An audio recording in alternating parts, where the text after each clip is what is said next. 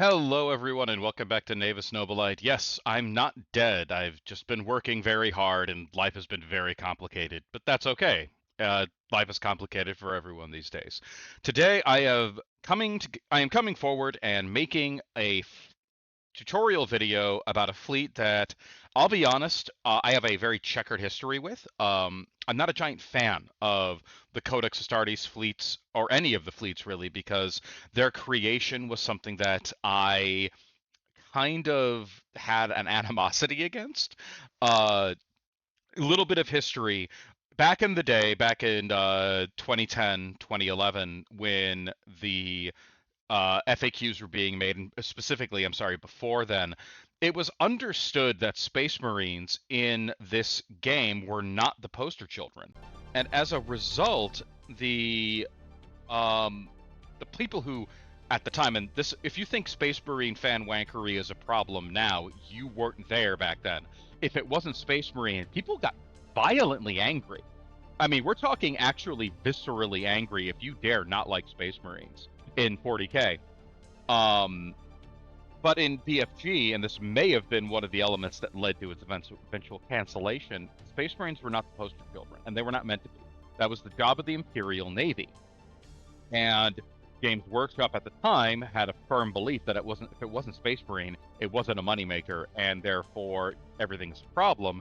This viewpoint bled into the community, so when the 2010 FAQ came along, Space Marines got a lot of stuff that the lore itself said you are not supposed to have. Now, obviously, the lore has changed since then, but I was not happy with these fleet lists. But people still play them, and hell, I play a version of them. I play the Grey Knights fleet, and I do enjoy the Grey Knights fleet a great deal, but only because the Grey Knights are far closer to what the original Space Marine fleet used to be, in the sense that there were no venerable battle barges. You were heavily restricted in what you can take when it comes to your strike cruisers, a lot of other things. But for the sake of those people who do like the Space Marines, and I understand why you like them, I will be making this video to help you build a Codex Astartes fleet list, a Crusade fleet list, and a Dominion fleet list. Now, there are a couple of things. Obviously, I expect that you spent the time to go back, go through the videos about how to play these things, what the rules mean. We'll go over a few of the rules that matter here and there, but ultimately, all right, I expect you to know what I'm talking about as I build this. Now, Space Marines as a fleet are dedicated to the concept of planetary assault, exterminatus, and boarding your enemy. All right? Your rules are built around it. Okay? Now, what does this mean for your fleet? Space Marine strike cruisers are tough little ships. They are powerful and you have a lot of options for them. But they are not actually where your firepower is truly vested. Your firepower is actually truly vested in your escort. And it is represented by the fact that the Nova, the Gladius, and the Hunter are just upgraded versions of the Firestorm, Sword, and Cobra. They are faster. Some of them have better firepower. Some of them have better armor. They are just better in every way. But there is a place for the rapid strike vessel. Namely, there is actually a downside to being so damn fast. You can sometimes overshoot your enemy and put yourself in a bad situation. Even in its current iteration, Space Marines are a finesse fleet. You have to know exactly what you're doing, and you have to know the limits of your fleet. Like, for example, what is the purpose of bringing this venerable battle barge? Now, venerable battle barge is something that I'm not a giant fan of, because this is, in effect, gap filling. This is just allowing the Space Marine player to find a weakness in their fleet and backfill it in with another ship that basically, removes the weakness. So, venerable battle barges can be any Imperial or Chaos battleship, Grand Cruiser, Battle Cruiser, or Heavy Cruiser, plus 35 points. Now, because Space Marines lack lances, the natural instinct is to pick an Apocalypse or an Executor, or an Executor. I'm sorry, Ziggurat. The other options are things like taking emperors. Nobody ever takes the interesting choices. They always take the most effective choice, which is unfortunately not necessarily the most fluffy choice. The Space Marines on their venerable battle barges are ships that they have retained since the Great Crusade. They're not necessarily the fanciest, the best. They're just ships that they've managed to hide or prevent the Imperial Navy from taking back. And trust me, it's a matter of contention between the Imperial Navy and the Space Marines because, frankly, the Space Marines are not allowed to have them. The only reason that they don't reclaim them is that they can't. They have other problems. If Chaos took a lunch week and just vanished for a week, the Imperial Navy would turn around and demand that the Space Marines return the ships that they are not allowed to have. So, beyond the fluff, let's build a Codex Astartes fleet. Now, Space Marine leadership is very high. The lowest you get is 8, and 8 is as good as, 50 points off of an Imperial Navy fleet. And you can get a leadership 10 guy for 50 points flat out. Now, what does this mean? It means that your rerolls are not actually as important. The likelihood of you failing your leadership, unless you're me, is pretty damn low. So rerolls should really only be used for backfilling points. But let's begin by predictably buying our Master of the Fleet. Now, the next question you should ask yourself is, what am I making this fleet for? Is this a one-off game? Is this a scenario battle? What am I doing? If you have no idea, which is generally what you're supposed to have a concept of, I have no clue what I'm doing. You should build a nice, rounded fleet, which means you're not bringing a battle barge or a venerable battle barge. This may surprise a lot of you, but you don't need them. The strike cruiser can do everything that you need and is generally more durable, more maneuverable, and more effective than really most of the cruiser zone ships for your venerable battle barge. And bringing battleships is cost prohibitive. Even the cheapest one that you can bring is it's so many points that you could use elsewhere more effectively that will synergize better with your fleet. So let us begin with our strike cruisers. Now we can bring 0 to 10. Let's scroll down to that strike cruiser area because it's important. We have a ton of options in regards to what we can equip them with. You can give it strength 6 torpedoes at the front. Can fire normal or boarding torpedoes. Remember, boarding torpedoes move at 30 centimeters and can turn without any reduction in their strength. So boarding torpedoes are really, really good. It can replace launch base with a firepower 5, range 30, front arc only bombardment cannon for no change in cost. That is ridiculous. That makes it a strength 8 bombardment cannon out the prow on a light cruiser. It's insane. You may also replace your prow bombardment cannon with a strength 1 lance 30 centimeter lance, firing left or right for 20 points. This is a fluff option. If you're trying to play a fleet that is maybe potentially a more historical fleet or a lost chapter of Space Marines from the Great Crusade, this is your option. But this is not meant to be a truly competitive choice. And finally, you have the additional shield for 15 points. Now, this is the subject of a little bit of debate because there's no reason to never take this upgrade. There's almost no circumstance where it's advantageous to not take the 15-point upgrade. And any kind of upgrade that is an instant take is probably not a balanced take. It's probably overpowered. However, let's go back to our fleet. We also have to look at our escorts because that's where our ship tracking power is. Never underestimate the power of these escorts. It's not just that they have better firepower than their Imperial counterparts, it's they also have better leadership overall. You will have bare minimum leadership 8, which means reloading these hunters, not as much of a problem as it would be if they were Cobras in an Imperial Navy fleet. Your Gladius. Gladius are the most lethal thing imaginable with their strength 4 weapons battery, insane range, and excellent turret strength. They're just a better sword. And then there's the Nova, with a front, left, right firing lance. They're phenomenal. So we will be building this fleet focused around principally escorts and strike cruisers. Now, we have our master of the fleet. He is chilling out on a strike cruiser. So we have to grab our 160-point strike cruiser because there's no reason to not take the second shield. So that's one strike cruiser. We're probably going to need a little bit more if we're going to want to be effective. Now, we're going to be selecting from the non-point option. So we'll have torpedoes, we will have normal, we'll have bombardment cannons. All three of these are good choices. None of them are bad choices. So, but you have to remember, you must take one normal strike cruiser for every specialized strike cruiser. So, bare minimum, we're going to take at least one more. Now, personally, I'm a fan of the bombardment cannon, partially because the bombardment cannon is such a versatile weapon, but mostly because it intimidates my enemy. But we have two strike cruisers. Now, I'm going to pause on the cruisers, and we're going to go over to the escort domain. I'm going to be taking some Gladius, because quite frankly, there's no circumstance where a Gladius isn't good.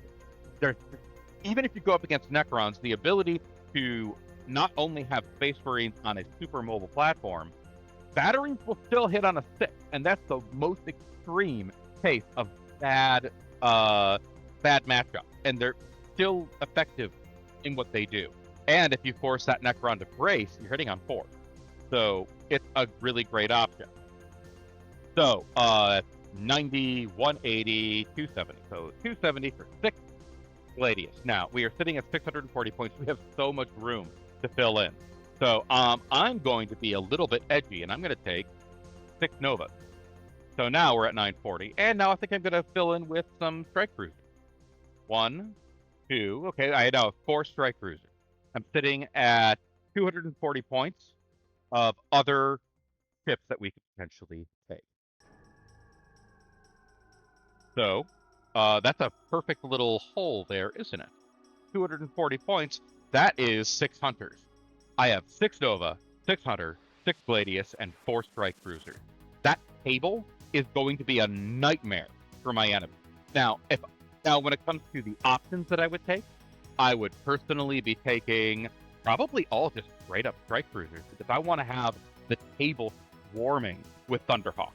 And I want those Thunderhawks to be bullying my enemy. I wouldn't even take Thunderhawk Annihilator, just straight up Thunderhawk, because I want them to be able to intercept the incoming enemy fighter craft and bomber craft, and I want them to disable my enemies and slow them down, preferably if I can, or at the very least reduce their maneuverability and force them to get on brace for impact. But you can't actually, in this case, you can't even take Thunderhawk Annihilator, so it's not a problem. All right. Now, another thing that you can do if you really want is take a battle barge. I would not recommend taking a battle barge or a venerable battle barge that's anything beyond a cruiser. Probably nothing more than maybe the super grand cruisers or the really, really, really handy heavy cruiser on the chaos side, like 6. I wouldn't take them unless I get up to 2,000 points. They're fine with your strike cruisers. They are cheaper and they're more effective. So, moving on. Oh, another important point. The reason why is they're more effective. It's harder to kill a strike cruiser than it is to kill any Imperial or Chaos Grand Cruiser, Battle Cruiser, or Heavy Cruiser. Because 6-up armor all around with 2 shields is a pain to crack. And a standard normal cruiser can be destroyed far easier than a strike cruiser. They are supremely fragile by comparison. All right, moving on to the Crusade list. Now, there are a couple of critical differences in the Crusade list. If you want to take a look, the biggest difference is Thunderhawk Annihilator. Okay, this is the critical difference. Now, also the differences in taking Fortress Monasteries and attack rating of 3, but this is typically used for things like campaign. So, the fleet is pretty much the same, okay? Your venerable battle barge, your strike cruisers, and your escorts. Notice you have no option of rapid attack craft, okay? And This Crusade list will not take ships from or provide ships to any other fleet. Now, this is going to be gone over in another video that I'm making about reserves, but you can only pick from this fleet. No reserves are allowed. This matters a lot in campaigns because you can't take a rogue trader or add mech assets. So, obviously this fleet is virtually the same, but we do have a little more of an incentive to take carrier vessels. Okay, so today I'm actually going to take a venerable battle barge, but I'm going to take the 6. Now, 6+ cruiser is an excellent vessel for the launch capacity because it has so much on such a small platform. So, the 6, let's just double check really, because I know that 6 heavy cruiser. Yeah, it's going to quickly. Yep. Just so you know, actually, it's very handy that I found this right here. The 6 heavy cruiser with 3 launch bays on each side is reduced to 2 each side, which means you're launching 4. You have more launch capacity out of a 6 than a what's it called? Than a battle barge itself. Okay. Just remember that you can, if you do take a venerable battle barge, you cannot keep its old launch bay. It must be Space Marine Thunderhawk. You cannot take Dreadclaws for this. Just quickly zipping down to the Chaos section to take a peek at the 6 to get its point value. So the 6 is going to be the head of our fleet because it has just so much fantastic. Here we go, 260 points. It has so much fantastic launch capacity. So we have our 6. Getting back up to the Space Marine section. So we have launch capacity 4 Thunderhawks, which is phenomenal. Make no mistake, that is a excellent launch capacity. But you are supremely fragile. But you may get those nice long-range lances out of it. Remember how fragile you are. You're 5-up armor all around. You will keep that sucker behind your fleet and not throw it in to get its ass kicked. Okay, so we have our 6. We're going to have to take our master of the fleet so we can squat on it. We're going to definitely take some strike cruisers. So let's take 2 at bare minimum. Now, I am going to insist that we take the mystical, magical, beautiful Gladius. The Gladius is very important. So, 70. Keep on forgetting my points numbers today. You can tell that I have not been around recently and not been able to think about Space Marine 40 BFG in general. It's 45 points, so 90, 80, plus 270. So that's a squad of 8. When I say bring escorts for Space Marines, I really do mean it. Now, I'm aware that the Decepticon tournament winner 2 years ago was a Space Marine fleet with 7 strike cruisers. I understand that. To me, that just is a sign that things need to be done about it, but I find that the escorts are overall more dangerous than the strike cruisers themselves. Just bear that in mind. So we have 2 strike cruisers. We have a 6. We have 6 Gladii. We have 900 points. We're going to take some more strike cruisers because we need to have a little flexibility in our strike cruiser domain. So we're at 1,200 points. We have 280 points remaining. We can do a lot with that. We can take, if we wanted to, another squadron of 8 Gladii. We could take, if we so desired, a squadron of hunters. We can take more strike cruisers. We have a lot of choices in this regard. So getting back to all the way back over here. So the hunter sitting at 40, that's 80, 60, 80, 160, 240. So let's do that. Let's take 6 hunters. We have 40 points to play around with. Now, we can take reroll if we so desire. But unfortunately, in this situation, we're in kind of a weird point zone. Now, Terminator boarding parties is too expensive for us.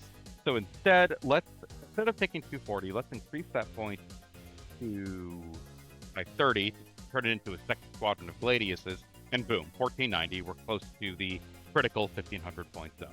A decent but very carrier heavy. Everything is probably taking Thunderhawk Annihilators in this fleet, but it's a very carrier heavy fleet. It's a very boarding heavy fleet. It's just an overall very pokey and difficult to deal with fleet. Nobody's going to have fun fighting you in the best way, of course. All right, now moving on to the Dominion fleet. The differences of the Dominion fleet lay a lot in their leadership. So obviously things like taking Space Marine Captain, the Honor Guard, but generally speaking, the rest of the things that regarding the capital ships and the battle barges and the escorts are exactly the same, though you can take falchions as rapid strike vessels. Hooray. Hold on, let me go back to where I needed to be. Now, the Dominion fleet has close ties to Imperial Navy forces. A Dominion fleet can take Imperial Navy vessels as normal reserves, reinforcements including Adeptus Mechanicus and non-Xenos rogue trader vessels for the purposes of using reserves. Battle barges count as battleships, and strikers count as cruisers, etc., etc., etc. When groups are taking this Vandal fleet can have up to 12 cruisers. However, in the course of the campaign, Dominion fleet can have more. Cannot take reinforcements from the Space Marine table listed on blank. So you can't take the Space Marines table and reinforcements for campaign. So beyond that, this fleet is entirely identical. Just realize that if it's a game where fleet rating matters, if you take Imperial Navy Mechanicus or Rogue Trader vessels, reduce your fleet rating to 2. So basically, the Dominion fleet is the fleet you take if you want to have a lot of reserves, which doesn't make a lot of sense because there's literally the Segmentum Solar fleet, which lets you take Imperial Navy ships alongside you.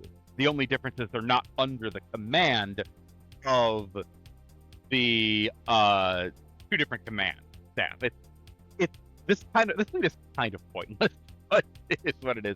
Also, you cannot take Thunderhawk Annihilators. So let's build a more interesting Space Marine fleet list with an actual venerable battle barge, and the one that I would personally recommend the most, much to the chagrin of a lot of people. My venerable battle barge of choice is the Apocalypse Battleship.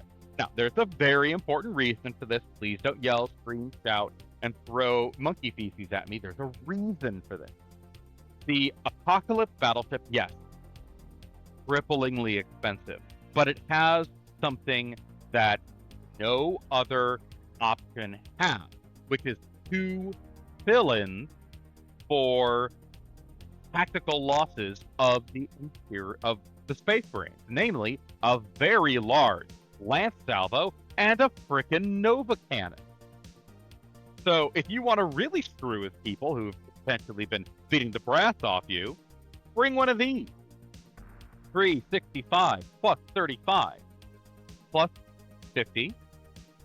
So we have 450. That's not that much more than our good old Space Marine battle barge, just to make it clear.